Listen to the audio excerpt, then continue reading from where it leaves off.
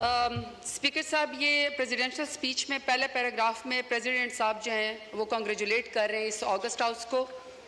Sir, second paragraph में वो inspiration ले रहे हैं और गाइडेंस ले रहे हैं कायद-ए-आज़म मोहम्मद अली जिन्ना से, शहीद जुल्फ़िकार अली भुट्टो से, शहीद मोहतरमा बेनज़ीर भुट्टो से।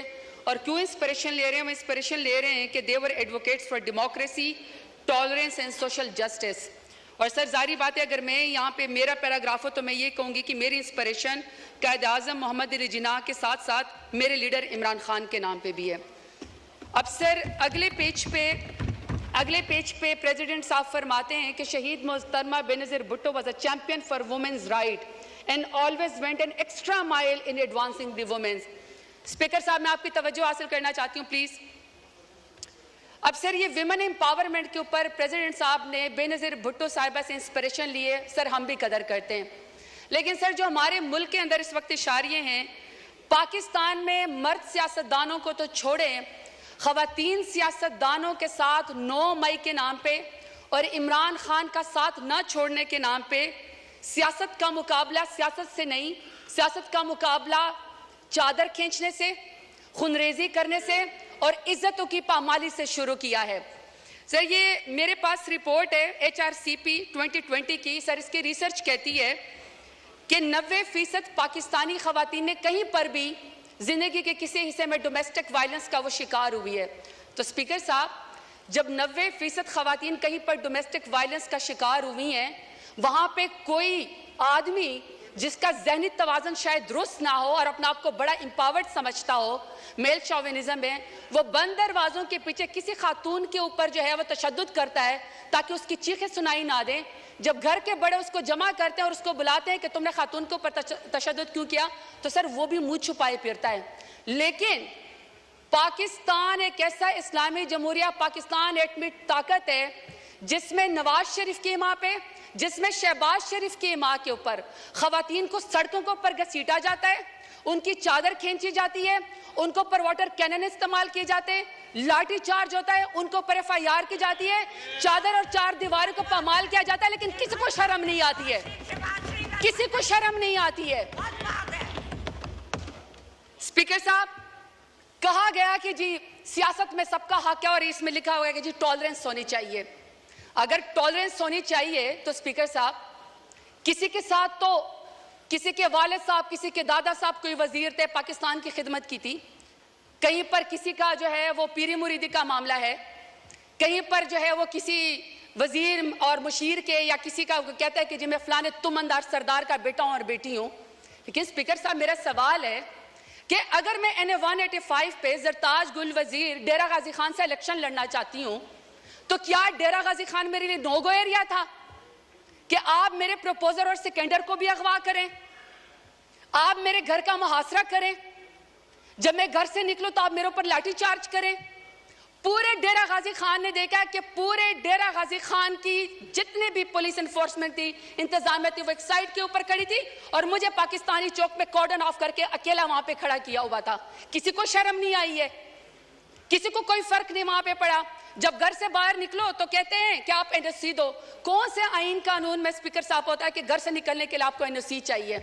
बाप दादा ने मस्जिद बनवाई, नमाजियों के ऊपर दरवाजे बंद कर दिए, क्योंकि ये जरताज गुल के घर के सामने जो वो मस्जिद है, वहां पे मार्केट थी तो मार्केट के दरवाजे बंद कर दिए। उन्होंने कहा ईद और चांद रात के ऊपर भी यहाँ पे कोई खरीदो फरोख्त नहीं होगी, क्योंकि शायद ये इस मार्केट में यहाँ पे जरताज गुल रहती है। मेरे खानदान की खवातीन स्पीकर साहब शरई पर्दा करती हैं। 10-10 दफा मेरे घर के ऊपर जब रेड किया गया, दरवाजे तोड़े गए, लाते मार के पुलिस आई, तो वहां के सारे वो बापर्दा खवातीन घर छोड़ के चली गई। तो आप कहते हैं कि आपको सियासत का हक है।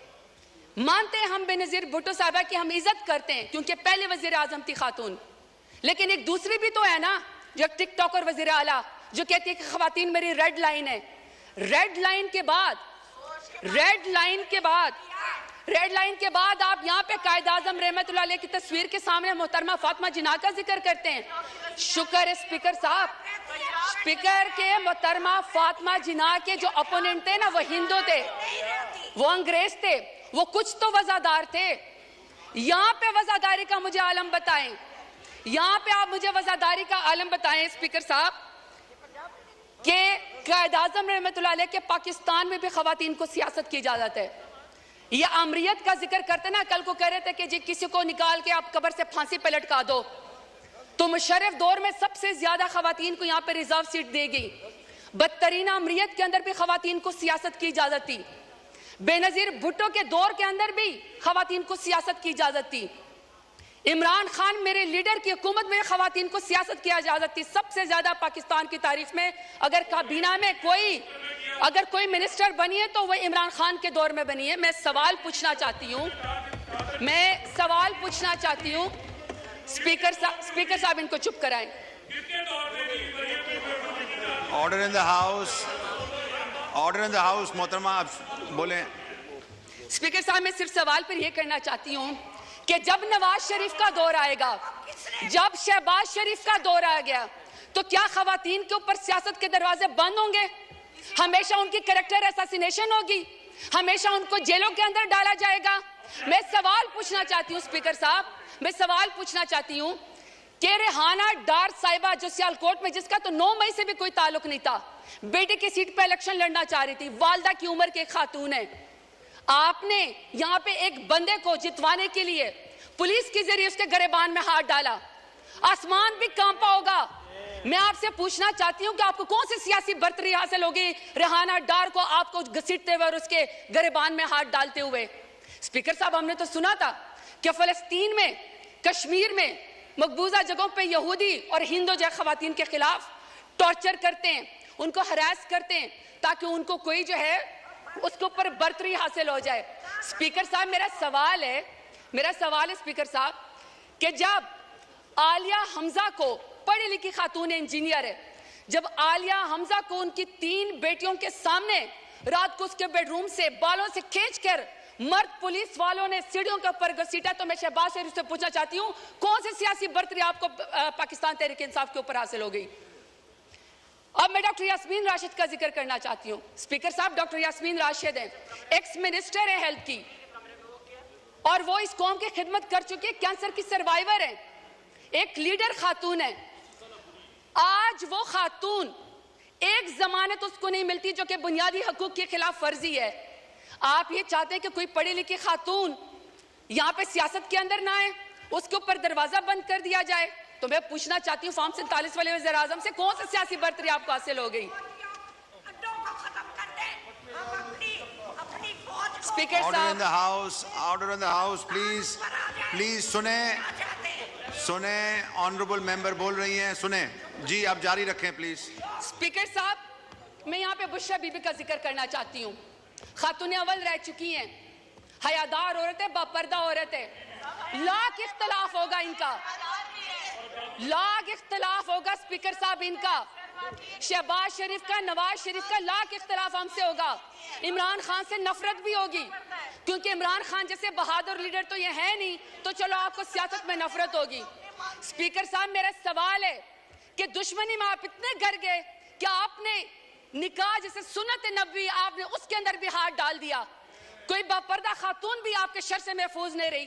तो मैं पूछना चाहती हूँ कि फॉर्म 47 वाले वज़ीर आज़म से कि आपने बापर्दा खातून की इद्दत के निकाह के केस के अंदर भी हाथ डाल के दुश्मनी की नजर करके खवातीन को आपने क्या पैगाम दिया है? तैयबा राजा, सनम जावेद, आयशा भुट्टा, मैं हजारों के नाम लेना चाहती हूँ स्पीकर साहब, वो जेल के अंदर बैठी हुई हैं, वो जेल के अंदर बैठी हुई हैं, और order in the house please, सबने बोलना है, हर कोई अपनी बारी में बोले जी। स्पीकर साहब, आलिया हमजा, आयशा भुट्टा, सनम जावेद, इसी तरीके से सर तैयबा राजा, वो पुलिस की कस्टडी में बैठी हुई हैं, और तैयबा राजा कहती हैं कि उनकी वालदा तहज्जुद की नमाज पढ़ रही थी और उनको कोई पुलिस ऑफिसर कोई रेप की वीडियो भेजता है। आपने उस खातून की मां के तहज्जुद के टाइम पे आंसू का कौन हिसाब देगा? ये चाहते हैं कि यहाँ पे सियासत हो खवातीन की, ये लंबरदार है खवातीन की सियासत के, ये कमेटी बनाएंगे सियासत खवातीन की। मुझे बताएं स्पीकर साहब, जो वजीर आजम, जो नून लीग 14 शहीदों का खून करके खवातीन के सर से चादर उतार के कुर्सी के ऊपर बैठी हो तो मैं बताना चाहता हूँ, न तुम्हारी कुर्सी रहेगी न तुम्हारी बेटियों के सर के ऊपर चादर रहेगी, क्योंकि बेटियां सांझी होती हैं, इज्जत सबकी होती है। ये स्पीकर साहब मैं आपको जरा फैक्ट्स एंड फिगर बताना चाहती हूँ। ये 21 अप्रैल 2024 की स्टैंडिंग कमेटी की रिपोर्ट है, पीडीएम की 2 साल की, इंक्लूडिंग इनकी जमात की, पीएमएलएन की। सर इस रिपोर्ट में कहते हैं कि खवातीन कैदियों में 60% इजाफा हुआ है। What a shame. आपने महंगाई तो कर दी, कितनी शर्मनाक बात है कि आपसे मुल्क तो संभाला नहीं जा रहा। आप कश्मीरियों का खून करते हैं, आप खवातीन को सड़कों को पर घसीटते हैं, आप किसानों की पटकी उतारते हैं, लेकिन आपके पोर्टफोलियो पे माशाल्लाह से क्या है कि 60% खवातीन का इजाफा हुआ है कैदियों में। इसका हिसाब हमें कौन देगा? चले छोड़े, हम नहीं मानते। आप हमारी रिपोर्ट को, हमारी इस बात को ये रद्द कर दे, क्योंकि मैं तो पीटीआई की हूँ। जरा अपने माई बाप अमेरिका सुपर पावर की स्टैंडिंग कमेटी की जरा इनकी रिपोर्ट पढ़े। ये जी स्पीकर साहब, ये स्टेट डिपार्टमेंट की ह्यूमन राइट्स कमेटी की रिपोर्ट से जरा ये पीएमएलएन का मैं आपको जरा इनका पोर्टफोलियो बताना चाहती हूँ। वो कहते हैं इनकी नून लीग की पहली हुकूमत का खासा है अगवा, अबडक्शन, दूसरा है जाली मुकदमात, तीसरा है सियासी मुखालफिन का कत्ल, फिर है दौरे हरासत, जिस्मानी रिमांड, फिर है सियासी कारकुनान को हरासा करना, जमानत मिलने के बावजूद दोबारा गिरफ्तार करना, जजों पर इंसाफ न करने के लिए उनके वीडियोस बनाना, शहरियों की जिंदगी को में गैर कानूनी तौर पर मुदाखलत करना, सहाफियों को सच बोलने से रोकना, एहतजाज और नकलो हरकत को रोकना, सियासी सरगर्मियों से ताकत के जोर पर रोकना, और माशाल्लाह रिश्वत, भत्ताखोरी और अकरबा परवी, ये इनका पोर्टफोलियो है पीएमएलएन का। और ये यहाँ पे आके जाते हैं इमरान खान का मुकाबला करने के लिए। शुक्रिया। नहीं सर मुझे सर 5 मिनट चाहिए, मेरी आपसे रिक्वेस्ट है सर। वाइंड अप करें, रिक्वेस्ट है सर, 1 मिनट में वाइंड अप करें प्लीज सर। 5 मिनट रिक्वेस्ट है प्लीज। अभी आपके ज़हन कुरैशी साहब ने अभी बोलना है, आप प्लीज वाइंड अप करें। सर मेरी पहले रिक्वेस्ट ये है कि हमें तमाम खवातीन की रिपोर्ट दी जाए, उनकी हेल्थ की रिपोर्ट दी जाए, और हमें यह बताया जाए कि उनको कितना जो है वो काउंसिल जमानतों के लिए उनको कितना जेल के अंदर 15 से 20 हज़ार खवातीन जो हैं, हमें उसका हिसाब बताया जाए। हम इनकी रिपोर्ट के ऊपर यकीन नहीं करते, क्योंकि पीडीएम और स्पेशली पीएमएलएन की वजह से तो खवातीन के साथ मजालिम हो रहे हैं। यहाँ पे किसी ऐसे इंडिपेंडेंट इदारे को इन्वॉल्व किया जाए जो हमें इस रिपोर्टिंग में मदद दे। दूसरा सर 22.5 मिलियन जो बच्चियाँ स्कूलों से बाहर हैं, उसमें सबसे बड़ी तादाद जो है वो स्कूल की बच्चियों की है। सर हमें उसका टारगेट बताया जाए कि कब होगा। सर तीसरा, खवातीन सियासतदानों को, सर एक सेकंड सर प्लीज, खवातीन सियासतदानों को सर जब आप गिरफ्तार करने के लिए आते हैं, खुदा का वास्ता सर कोई मर्द नुमाइंदा या कोई सर एहलकार जो है उनको ना घसीटे, ना उनको सर हरासा करे, बल्कि सर उनको बुलाएं, खुद खवातीन जो जाके थाने में पेश हो जाएगी। सर आखिर में अपने डेरा गाजी खान के गयूर अवाम का शुक्रिया अदा करना चाहती हूँ। मैं आपसे 2-2 मिनट करके हिसाब मांगती हूँ, लेकिन सर अगर मेरे डेरा गाजी खान के गयूर अवाम ने मुझे इमरान खान के नाम पे वोट ना दिया होता तो आज जो सरदारों ने मेरे लिए गड़ा खोदा था वो खुद उसके अंदर शुक्र गिर चुके हैं। आखिर में सर के मेरे लीडर इमरान खान के नाम कि सर जो आदमी रियासत की कैद में होकर रियासत को ये कह दे कि तुम्हारा ख्वाब रह जाएगा मुझे डरा हुआ देखना, ऐसा शख्स ने काबिल शिकस्त होता है। सर इनसे कहे शुक्रिया शुक्रिया जी। सरदार मोहम्मद यूसुफ साहब, इसके बाद फिर ज़ैन कुरैशी।